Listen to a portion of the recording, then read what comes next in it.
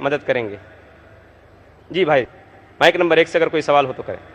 मेरा नाम है त्रिविक्रम दास पालखे। मैं नौकरी करता हूँ यहाँ पर एक हार्डवेयर और प्लाउड के दुकान में।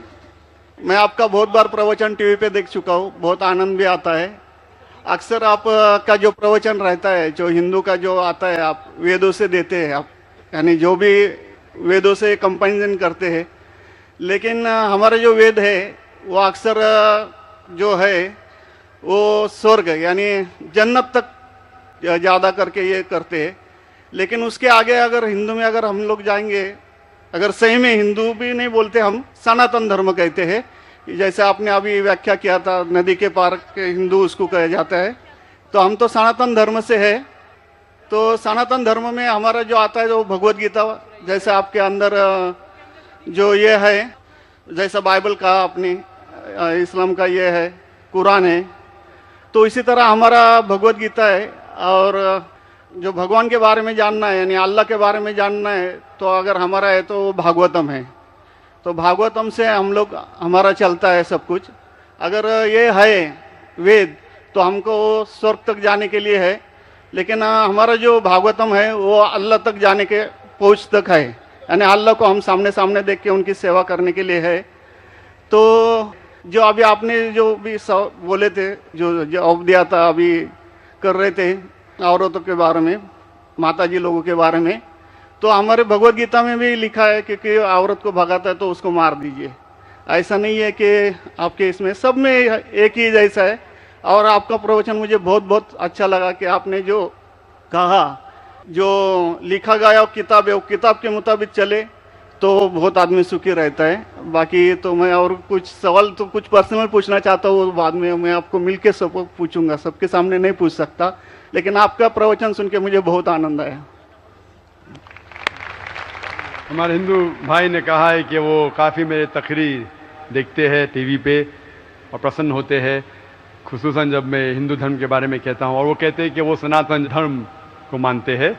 और सनातन धर्म में भी आपको शायद ये पता होगा कि सबसे अव्वल किताब भगवत गीता नहीं है, वेद है। भगवत गीता सनातन धर्म, अगर आप पढ़ेंगे आर्य समाज, आप आर्य समाजिए, सनातन धर्म में बहुत से किस्म है। आपको इस्कॉन से मैं, इस्कॉन, बिल्कुल इस्कॉन, हरे रामा हरे कृष्णा, इस्कॉन, ठीक है। तो इस्कॉन का तस्करा करता हूं। मैं गया था एक बार कलकत्ता में, और कलकत्ता में तकरीर थी मेरी। उस वक्त बारिश आती है, बारिश तो हो गई, लेकिन मेरे साथ आने वाले थे इस्कॉन के हेड कलकत्ता के। हम लोग दोनों जाते एक वैन में, वैनिटी वैन, मतलब जो बड़े मैदान में, यहाँ तो माशाल्लाह मैदान के बाजू में काफ़ी बिल्डिंग है, तो बड़े मैदान में प्रोग्राम होता है तो कोई ग्रीन रूम नहीं होता है, तो क्या करते हैं, वैन लेके आते, बस इसमें मेकअप रूम या आराम करने के लिए कंडीशन होता है। तो मैं इस्कॉन के हेड के साथ में बैठा था, तो उन्होंने वही बात कही जो आपने कहा, हमारे लिए सबसे अव्वल है भगवत गीता। मैंने बोला ठीक है, और कहे का वेद भी ठीक है। तो मैंने पूछा, ये भगवत गीता हिंदू धर्म में दो किस्म की किताब है, एक है श्रुति, एक है स्मृति। श्रुति मतलब जो भगवान की भेजी हुई किताब, वेद और उपनिषद। उसने कहा बिल्कुल सही। स्मृति किसे कहते, तो उसने कहने लगा स्मृति कहते वो जो आदमी की लिखी हुई किताब है, मिसाल के तौर पे मनुस्मृति। तो मैंने पूछा ये रामायण और महाभारत क्या है, तो उसने कहा यह है स्मृति। बेशक बिल्कुल सही जवाब था, मैं भी तालिब इल्म हूं।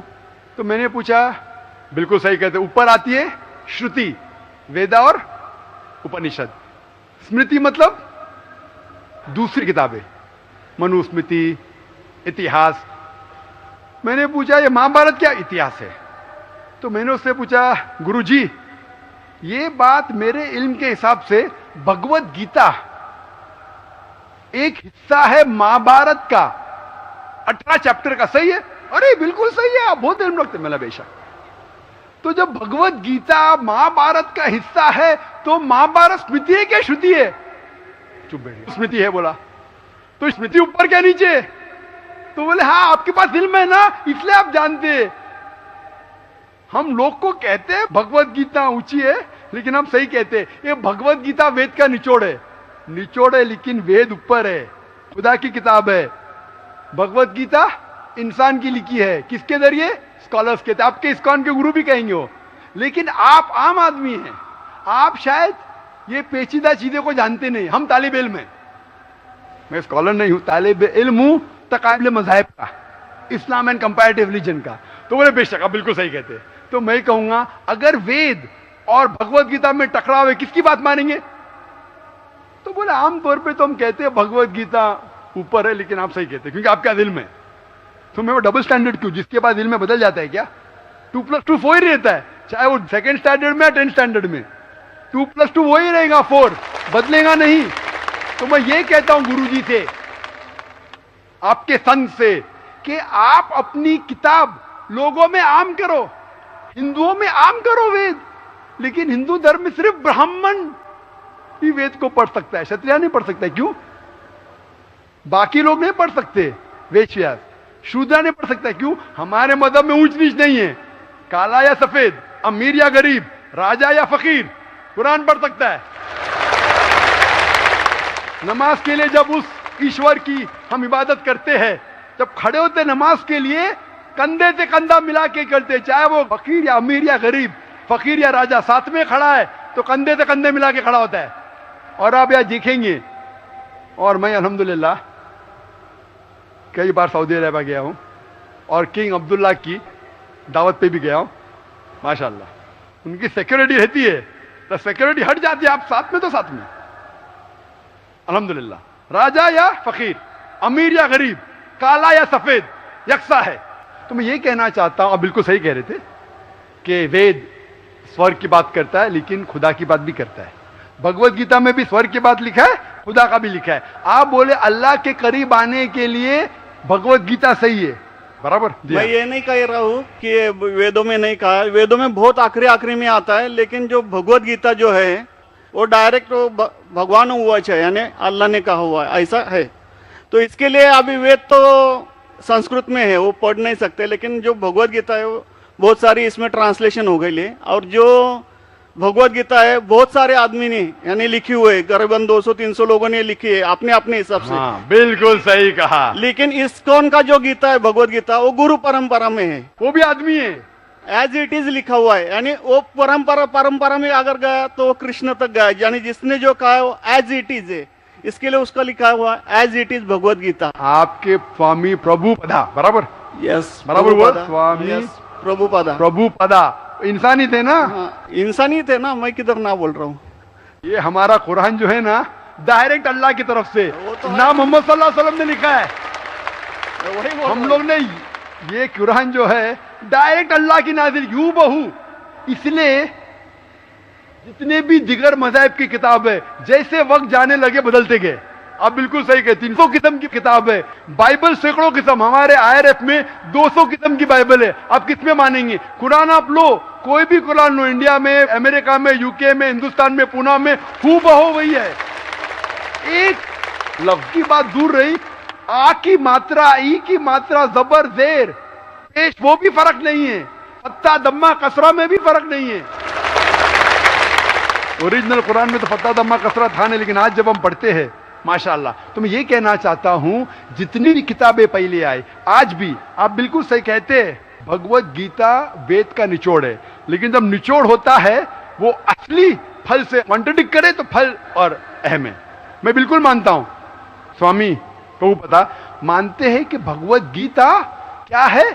वेद का निचोड़ है। और वो कहते हैं, मैं भी पढ़ चुका हूं, आपकी Bhagavad Gita as it is पढ़ चुका हूं, उसमें ही लिखा, उसका ही ट्रांसलेशन था। भगवत गीता अध्याय नंबर 7 श्लोका नंबर 20 में, जो कोई दुनियादारी के पीछे भागता है वो गलत खुदाओं के पीछे भागता है। आपकी भगवत गीता में लिखा एज इट इज में, और उसका अगर प्रीफेस पढ़ेंगे उसमें लिखा है कि ये जो वेद है वो गाय है, बहुत से गाय है, और कृष्ण क्या है? दूध निकालने वाला इंसान। और दूध क्या है? भगवत गीता है। सही कह रहा हूं कि नहीं? प्रीफेस में लिखे है। कौन कहता है? आपके स्वामी प्रभुपदा। मुझे उसका ट्रांसलेशन पसंद है। अक्सर हमारे वहां भी माशाअल्लाह 50 से ज्यादा भगवत गीता है। मैं लेकिन स्वामी प्रभुपदा की गीता को पसंद करता हूं, अच्छी गीता है, इसीलिए मैं प्रीफेस कह रहा हूं। लेकिन उसमें भी लिखा हुआ है, उसके अंदर भी वो निचोड़े वेद का निचोड़ है। लेकिन निचोड़ मतलब नहीं कि असल फल को गाय को छोड़ देंगे, गाय चले जाएंगी तो दूध क्या करेंगे आप? गाय रहेंगी तो दूध मिलते रहेगा ना, दूध को लेंगे गाय को मार देंगे, दूध आपका खत्म हो जाएगा। भाई गाय को जिंदा रखो, रोज दूध लो, बराबर के नहीं, दूसरे बच्चे पैदा करेंगी गाय, लेकिन तो गाय को मत छोड़िए। इससे हमें पता लगता है, उसमें लिखा हुआ है, आपके वेद में लिखा हुआ है कि और एक पैगंबर आने वाला है।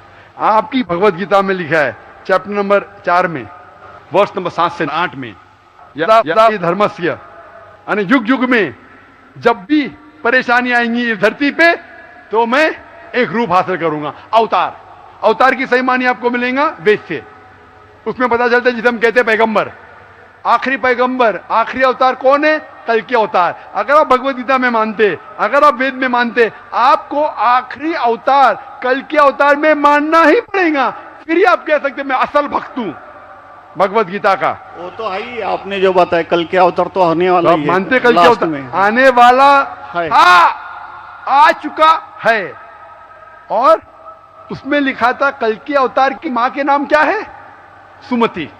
सुमति की मानी अमन, अरबी में कहते हैं आमिना। मोहम्मद सल्लल्लाहु अलैहि वसल्लम के वालदा का नाम था आमिना। उसमें लिखा है कल के अवतार, चैप्टर नंबर, अभी हवाला भी दे रहा हूं मैं, टाइम मिल रहा है ना, कल के अवतार चैप्टर नंबर 2 वर्ष नंबर 5 श्लोक नंबर 5, 7, 9, 11, 15। इसमें लिखा है कि उसके वालिद का नाम है विष्णु यास। विष्णु यास मतलब खुदा का बंदा, अरबी में तर्जुमा करेंगे अब्दुल्ला। मोहम्मद सल्लल्लाहु अलैहि वसल्लम के वालिद का नाम था अब्दुल्ला। उसमें लिखा है वो इसी जगह में पैदा होंगे जो अमन की जगह है। हम मानते हैं कि मक्का एक अमन की जगह है। उसमें लिखा है कि वो उस फैमिली में पैदा होंगे जो उस इलाके के अमीर होंगे। हम जानते हैं कि कुरैश के फैमिली में पैदा हुए थे मोहम्मद सल्लल्लाहु अलैहि वसल्लम। उसमें लिखा है कि वो 12वीं तारीख माधव के दिन पे पैदा होंगे, वो 12वीं रब्बी अव्वल मोहम्मद सल्लल्लाहु अलैहि वसल्लम पैदा है। आगे आप पढ़ेंगे, वेद में लिखा है कि उसके 4 करीब दोस्त थे, जिसका मैं जिक्र किया हूं। 4 करीब दोस्त मोहम्मद सल्लल्लाहु अलैहि वसल्लम के थे, जो हजरत अबू बकर, हजरत उमर, हजरत उस्मान, हजरत अली। मैं अल्लाह भी मौल, अल्लाह ताला की रहमत सब पे हो। किसके बारे में जिक्र करें? उनको सबसे पहली जो वही आएंगी वो आएंगी एक गार के अंदर। हम जानते हैं मोहम्मद सल्लल्लाहु अलैहि वसल्लम सबसे पहली वही आए गारे हिरा में। फिर वो करेंगे हिजरत, नॉर्थ की तरफ फिर से वापस आएंगे। मोहम्मद सल्लल्लाहु अलैहि वसल्लम हिजरत की मदीना जो नॉर्थ के ऊपर है, फिर से वापस आए। मैं तो 1 घंटा सिर्फ तस्करा कर सकता हूं। मोहम्मद सल्लल्लाहु अलैहि वसल्लम हिंदू धर्म में वक्त नहीं है। तो ये पूछना चाहता हूं, आप मानते क्या इस कल के अवतार में? आप मानते मोहम्मद सल्लल्लाहु अलैहि वसल्लम आखिरी पैगंबर है? मैं तो कुरान 3 बार पढ़ा हूँ साहब, मैं तो मानता हूँ कुरान को, वो बात नहीं है। मानना सिर्फ जरूरी नहीं, अमल करना जरूरी है। मैं कहूंगा मैं खुदा को मानता हूं, खुदा की बात पे अमल ना करता हूं तो बेकार है। मैं कहता हूं मैं मेरे वालिद से बहुत मोहब्बत करता हूं, वालिद की बेइज्जती करता हूं, वालिद की बात नहीं मानता हूं, वालिद से बदतमीजी करता हूं, तो क्या फायदा? आप समझ रहे ना? समझ रहा हूं मैं, लेकिन आपने कुछ पहले ही अभी 10-15 मिनट पहले ही आपने कहा था कि जो भी है, कुरान है, वेद है और बाइबल है, कि जो जो उसमें लिखा हुआ है खुदा ने उसके ऊपर अमल करना चाहिए। तो मैं अपने इससे अमल करता ही हूँ। जो कुछ मानता तो हुई है खुदा एक ही है करके, वो तो मानता ही है। बिल्कुल। मैं नहीं बोल रहा कि आपके लिए कोई खुदा अलग है, मेरे लिए कोई अलग है, या ईसाई के लिए कुछ अलग है। आप सनातन धर्म के हैं, मैं जानता हूँ सनातन धर्म में एक खुदा को मानते हैं। वो मानते खुदा की प्रतिमा नहीं, अक्स नहीं है, बराबर ये मानते। लेकिन मैं ये जानना चाहता हूँ, आप कल के अवतार में आप मेरे सवाल को घुमाओ मत। मैं जानता हूं, नहीं है मैं ये जानता हूं, सनातन धर्म के बारे में जानता हूं। पहले स्टेज में आप पास कर चुके, एक खुदा में मानते, बिल्कुल सही। मैं ये बात जानना चाहता हूं कि उस खुदा के अवतार पैगंबर, आखिरी पैगंबर में आप मानते हैं क्या नहीं मोहम्मद सल्लल्लाहु अलैहि वसल्लम? ये मेरा सवाल है। यानी मोहम्मद पैगंबर को आप मानते कि वो आखिरी पैगंबर थे क्या नहीं मानते? वो तो मानता हूँ मैं, मुझे मालूम है ना मोहम्मद पैगंबर आखिरी थे मोहम्मदन। वो तो मानता ही हूँ। मोहम्मदन में ने आपके लिए, सबके लिए है ना। बिल्कुल सही। तो कोई धर्म, कोई एक मजहब का थोड़ी रहता, गुरु तो सबके रहता है। वो एक मजहब का थोड़ी गुरु रहता है कि वो एक मजहब के लिए, वो सब मजहब के लिए गुरु रहता, तो मानता ही मैं उसको। बिल्कुल सही। लेकिन ये कहना कि सब मजहब यकसा है हूबहू, ये सही नहीं। यकसानियत है, इसीलिए मैंने कहा यकसानियत पे अमल करो। आप बोलेंगे मैं सब हिंदू चीज पे अमल करूंगा, कई हिंदू जाते बुत परस्ती करने के लिए, आप नहीं करते, अच्छी बात है अल्हम्दुलिल्लाह, इसीलिए मैं आपको कांग्रेचुलेट करता हूं। आप बुत परस्ती नहीं करते, मैं आपको कांग्रेचुलेट करता हूं, मैं कांग्रेचुलेट करता हूं, क्योंकि सनातन धर्म बुत परस्ती नहीं करता है। अल्हम्दुलिल्लाह सुम्मा अल्हम्दुलिल्लाह आप आधे इम्तिहान में सफलता पा गए। अभी ये पूछता हूं मैं, जैसे आपने कहा आप अगर मोहम्मद सल्लल्लाहु अलैहि वसल्लम को आखिरी पैगंबर मानते हैं तो उसके पैगाम पे अमल करना जरूरी है। सिर्फ पैगाम को पढ़ना जरूरी नहीं, पैगाम पे अमल करना जरूरी है। अगर मैं कहता हूं मानता हूं लेकिन अमल नहीं करता तो कोई फायदा नहीं। तो ये होता है कि अपने मन से खुदा की बात जो आखिरी पैगाम है कुरान शरीफ और आखिरी पैगंबर मोहम्मद सल्लल्लाहु अलैहि वसल्लम में मानना जरूरी है, फिर ही आप सही तरीके से मजहब को पहचान सकेंगे। Hope that answers the question. नहीं, थैंक यू। कुछ बोलेंगे आपको? मुझे ये कहना चाहिए था, अभी आप बोल रहे थे अमल करना चाहिए, अमल करना चाहिए, तो मैं मोमिन बनने का पूरा कोशिश किया, क्योंकि मैं वो मोमिन का क्या रहता है वो 3-4 इसमें सुन चुका हूँ। मोमिन का क्या रहता है? मोमिन का जो बताया था ना, क्या जो रीजन जो कैसा रहता है मोमिन, कैसा रहता है मैं जानना चाहता हूँ। नहीं, मैं इतना याद में जितना रखा हूँ मैं जो भी याद नहीं सकता है, जो भी याद है बोल लीजिए, नो प्रॉब्लम। जो कमी है मैं पूरी कर लूंगा। नहीं यार, जान लीजिए, अगर दूसरे को भी क्वेश्चन पूछना है, मैं आपसे मोहब्बत करता हूँ, मैं आपको पर्सनली मिलता हूँ बाद में। अच्छा, बाद में मिलेंगे स्टेज के बाद इंशाल्लाह। ठीक है, हरे कृष्णा। बहनों की तरफ से कोई अगर सवाल हो तो गैर मुस्लिम बहनों को तरजीह दी जाए, उनको पहले मौका दिया जाए।